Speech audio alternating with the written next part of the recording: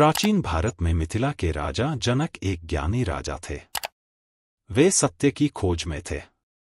एक दिन उन्होंने अपने दरबार में एक महान शास्त्रार्थ का आयोजन किया, जिसमें देश भर के विद्वानों को बुलाया गया। लेकिन इस दरबार में एक अनोखा मेहमान आया, 12 साल का अष्टावक्र, जिसके शरीर में 8 टेढ़ेपन थे। अष्टावक्र का नाम उनके 8 टेढ़े अंगों की वजह से पड़ा था। उनके पिता कहोड़ा इस शास्त्रार्थ में हार गए थे और विद्वान वंदिन ने उन्हें नदी में डुबो दिया था। जब अष्टावक्र को ये पता चला तो वे अपने पिता को बचाने और सत्य की रक्षा के लिए राजा जनक के दरबार में पहुंचे।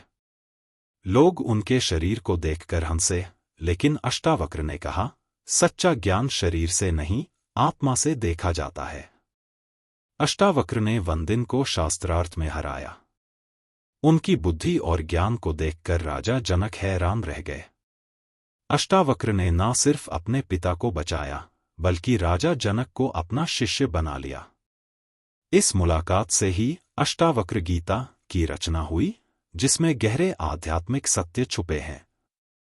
अष्टावक्र ने राजा जनक को सिखाया, तुम ना ब्राह्मण हो, ना क्षत्रिय, ना ही शरीर। तुम वो शुद्ध चेतना हो जो सारी सृष्टि का साक्षी है। सुख बाहर नहीं, तुम्हारे भीतर है। मन को बंधनों से मुक्त करो और अभी सुखी हो जाओ। उनकी ये बातें आज भी हमें सिखाती हैं कि सच्चा ज्ञान शरीर या दुनिया के भेदभाव से परे है। अष्टावक्र की ये शिक्षाएं हमें बताती हैं कि हमारी असली पहचान हमारा शरीर नहीं, हमारी आत्मा है।